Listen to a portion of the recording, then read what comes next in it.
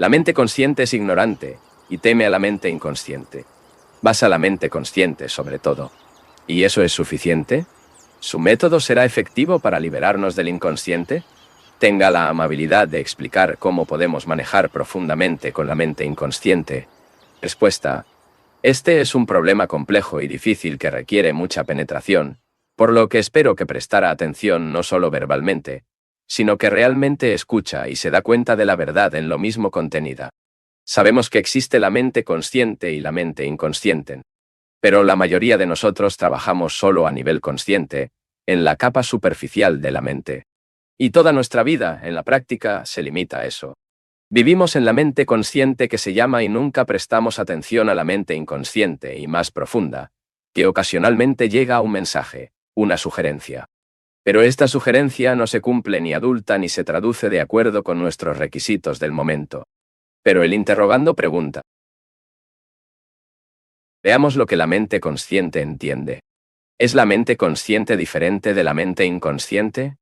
Separamos a lo consciente del inconsciente. ¿Está esto justificado? ¿Es esto cierto? ¿Existe tal división entre lo consciente y lo inconsciente? Hay una barrera precisa, una línea de demarcación, donde termina el consciente y comienza el inconsciente. Sabemos que la capa superficial, la mente consciente, está activa. ¿Pero es este el único instrumento que está activo todo el día? Ahora, si me estaba dirigiendo solo a la capa superficial de mi mente, entonces, claro, lo que digo no tendría valor, no tendría ningún significado. Y, sin embargo, la mayoría de nosotros estamos unidos a lo que aceptó la mente consciente, que consideran conveniente para adaptarse a ciertos hechos obvios. Pero el inconsciente puede revelarse, como sucede a menudo. Y por lo tanto, hay conflicto entre lo consciente y lo inconsciente. Nuestro problema, por lo tanto, es este. De hecho, hay un estado únicos, y no dos estados, como consciente e inconsciente.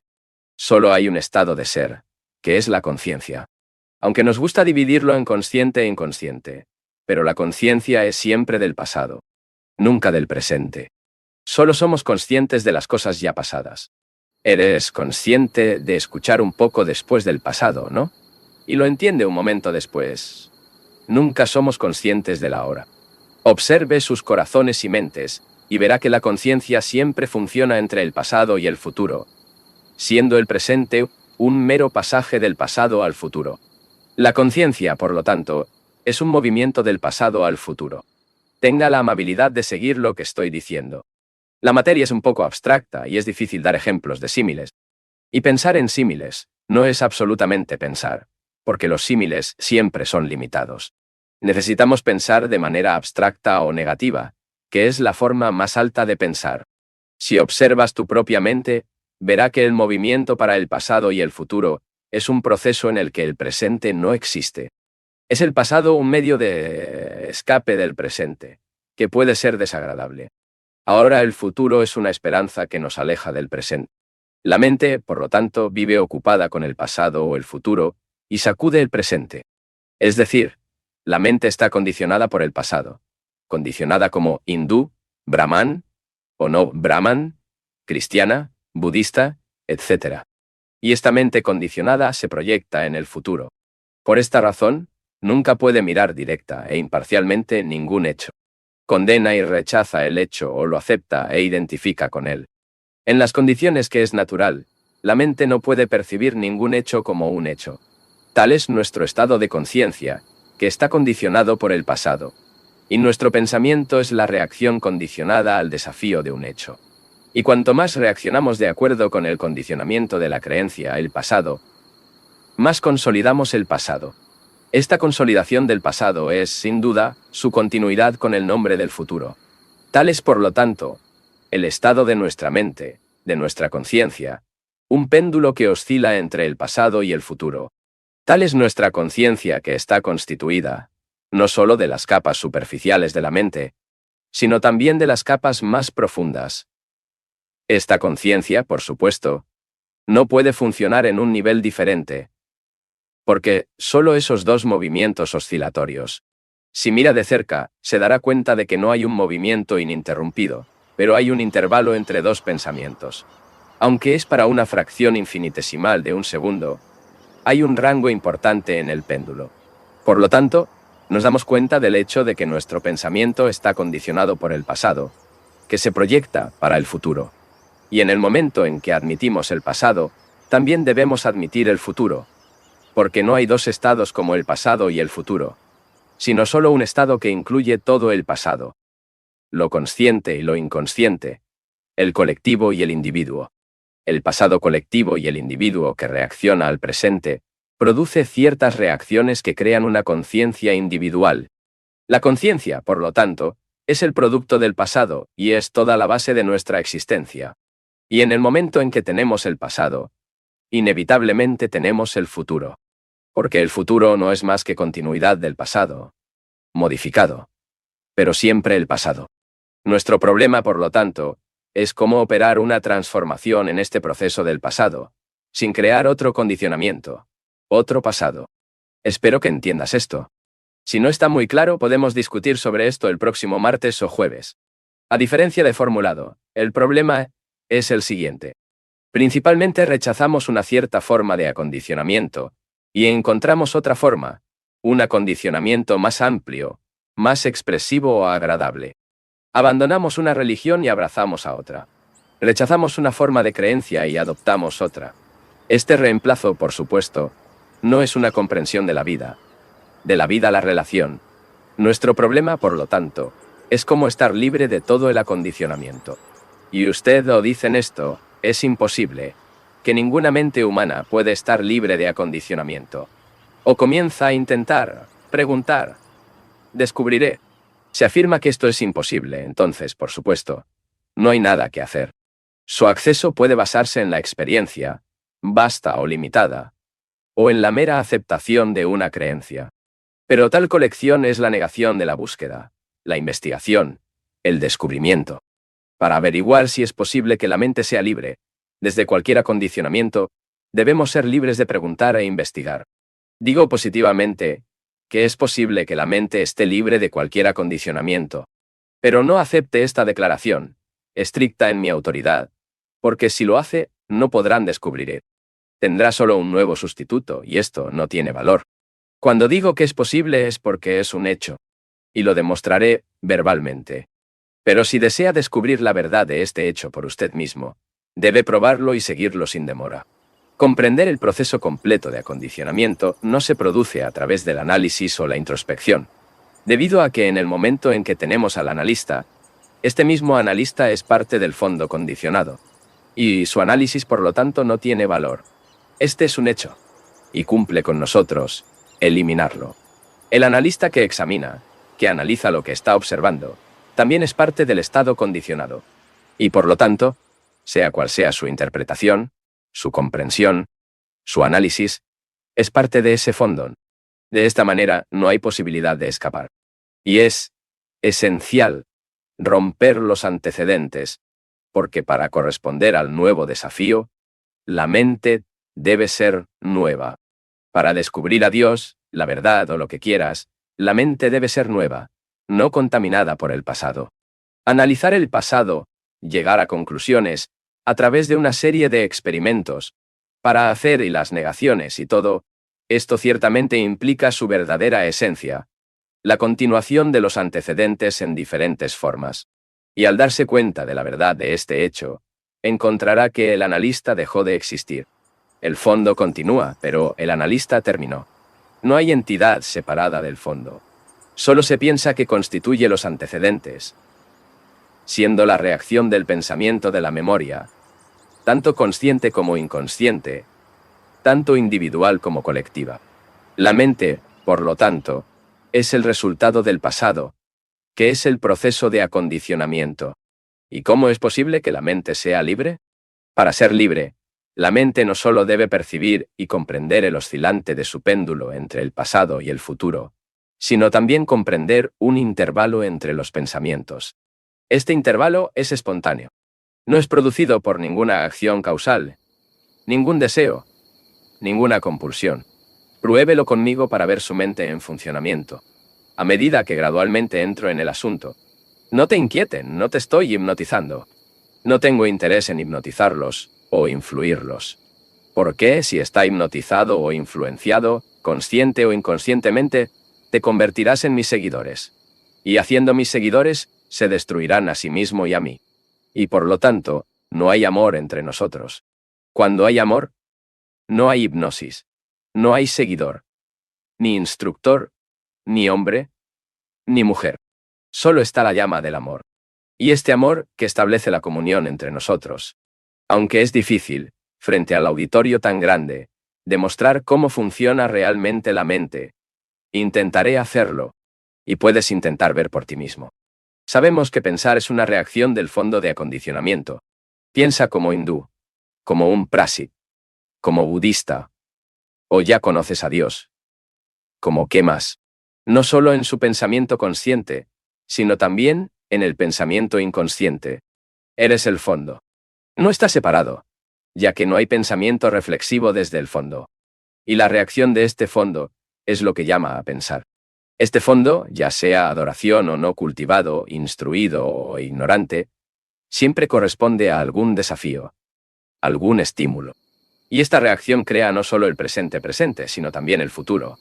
Tal es nuestro proceso de pensamiento.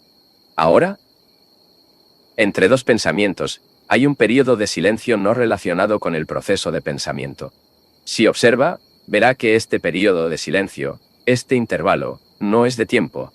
Y el descubrimiento de este intervalo, el experimento completo de él, lo libera del acondicionamiento. Por lo tanto, comprender el proceso de pensamiento es la meditación, lo que trataremos en otra ocasión.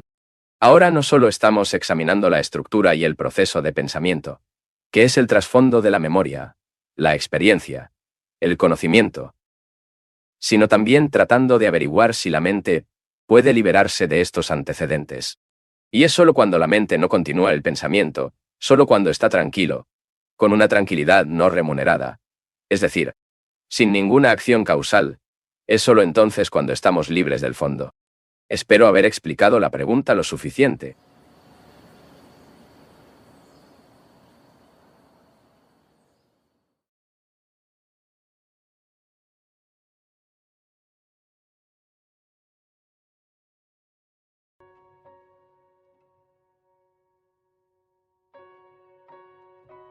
¿Todos tenemos la misma pasión por la pasión?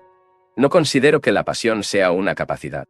Puede tener aptitud para escribir libros, componer poesía, jugar flauta, o muchas otras cosas.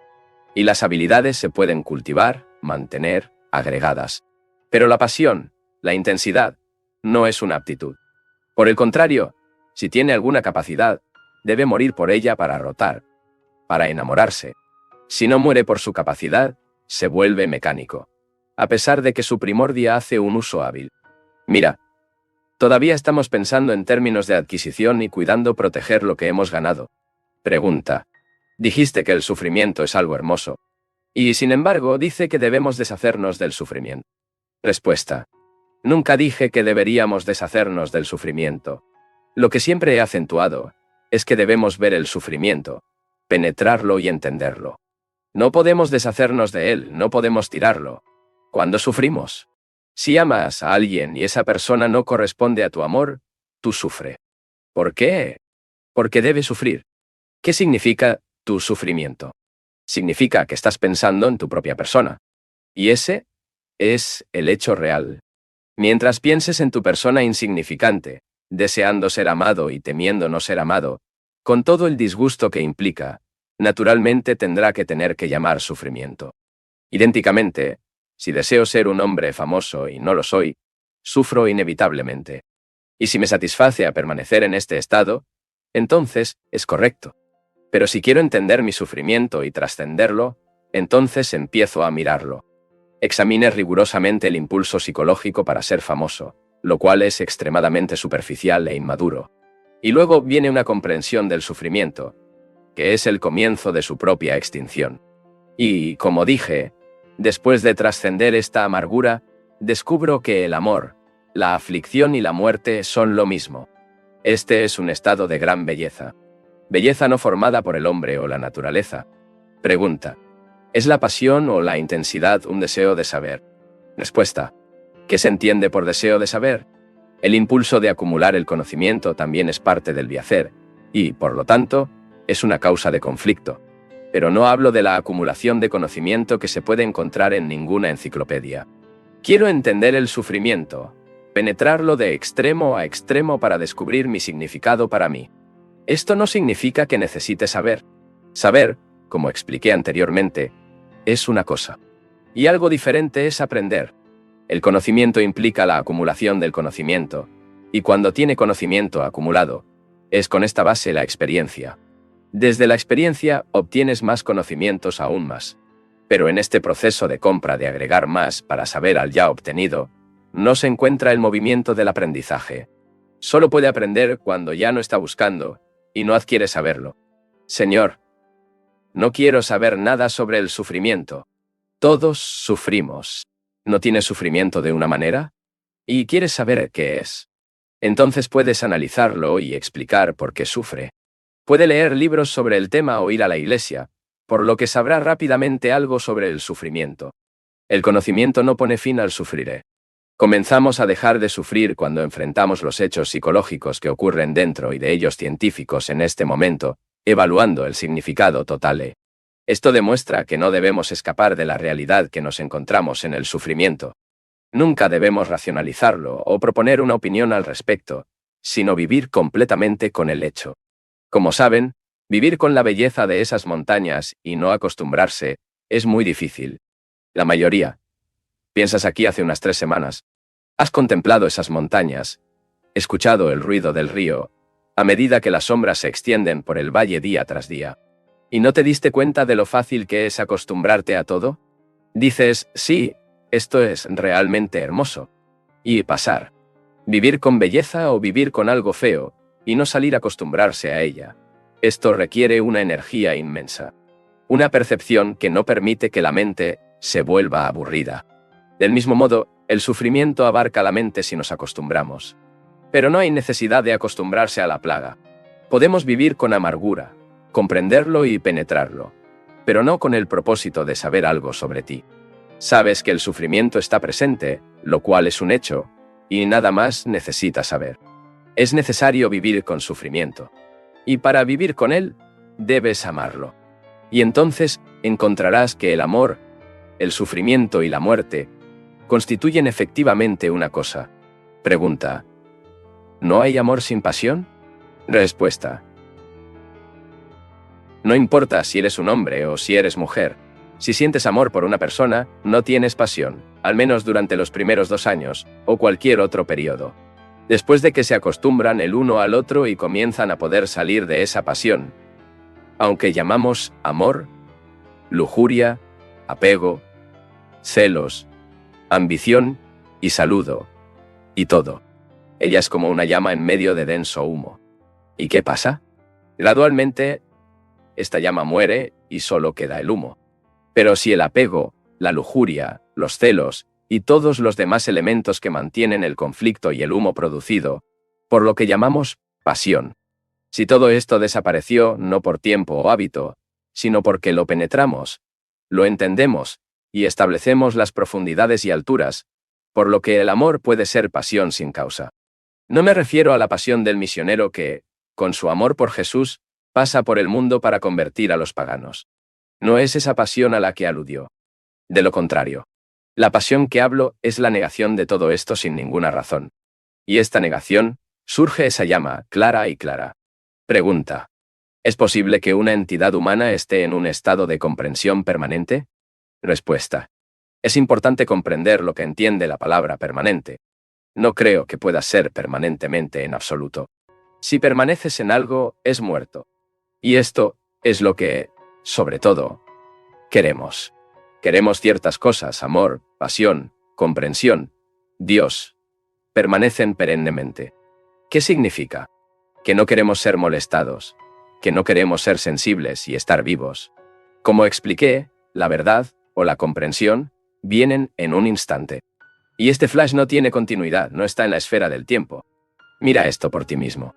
La comprensión es nueva, instantánea, y no es la continuidad de algo que alguna vez existió. Lo que tenía existencia previa no puede brindarle ninguna comprensión. Mientras buscamos continuidad, deseando permanecer en las relaciones, el amor, el entusiasmo por encontrar la paz duradera, etcétera, etcétera, estamos persiguiendo algo que está en la esfera del tiempo, y por lo tanto, no pertenece a eternal.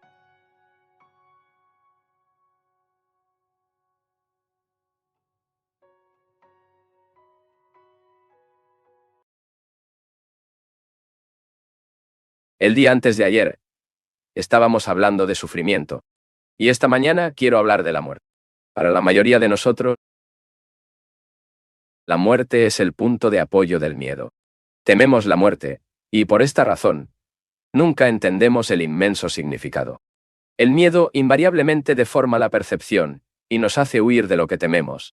Y cuando nos escapamos del hecho, que es la muerte, o terminamos con dolor por la muerte de un amigo, podemos profundizar o comprender todo el problema de la muerte. Ya hemos discutido el miedo y el sufrimiento, y creo que ahora deberíamos considerar este problema de muerte sensato y profundamente. Como he señalado, el amor, el sufrimiento y la muerte van juntos. Son inseparables. Este no es un mero concepto filosófico. Y no estoy haciendo filosofía. Pero si investiga en profundidad, verá que el amor no puede separarse del sufrimiento, y el sufrimiento no puede desconectarse de la muerte. Para los tres, de hecho, son uno. Tampoco hay posibilidad de comprenda la belleza y la inmensidad de la muerte si hay algún rastro de miedo. Para entender la muerte, creo que debemos examinar la cuestión del pensamiento negativo y la renuncia. Sin embargo, no tome esto por algo teórico poco práctico. Es la mente indolente la que rechaza todo como teórico, o se reduce a un sistema o patrón de acción, perdiendo así la esencia real, el significado profundo de lo que estoy diciendo. Es por eso que le pido que escuche con un espíritu abierto, amigablemente, sin estar de acuerdo o en desacuerdo sin ninguna razón. Si podemos escuchar con calma y placer, sin ninguna razón, el problema de la muerte, entonces podemos aprender el significado completo de esta inmensa cosa que nos está esperando. Primero, me gustaría considerar, junto con usted, esto puede llamarse pensamiento negativo. Muy pocos son aquellos que piensan negativamente. Y el pensamiento negativo es la forma más alta de pensamiento. Es ver lo falso como falso, y ver lo que es cierto en el falso. Y ver lo que es cierto en verdad. No podemos ver lo que es falso. Si simplemente consideramos lo falso en oposición a lo verdadero, solo podemos ver qué es falso cuando no hay contraste, no hay comparación. El contraste y la comparación nacen del pensamiento positivo. Si quiero entender a mi hijo, por ejemplo, tengo que dejar de comparar. Debo mirarlo como está.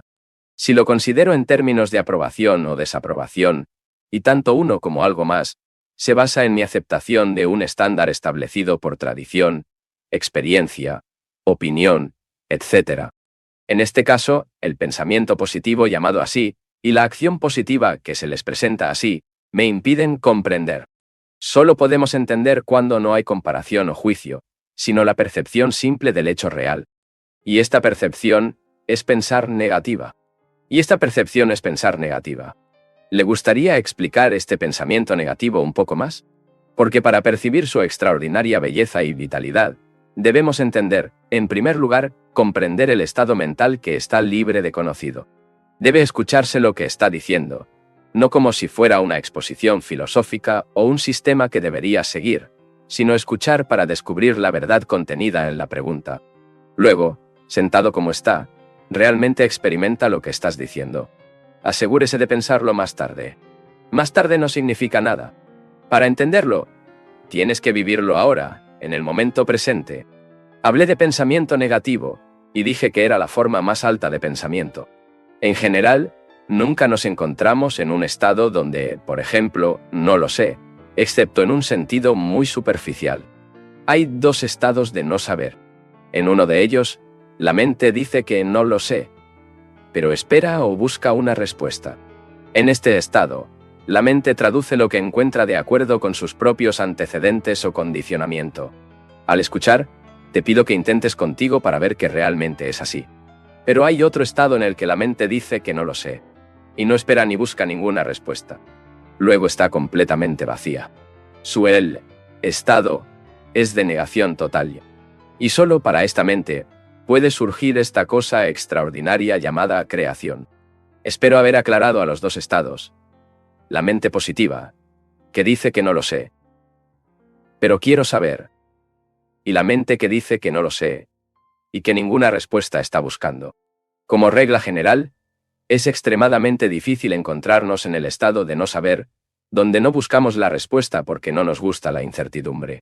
Pero la mente que tiene incertidumbre todavía está enredada en el conocimiento, y es necesario estar completamente libre de los conocidos por comprender lo incómodo de la muerte. Veamos, por lo tanto, lo que está implícito en la negación de la vida del conocido.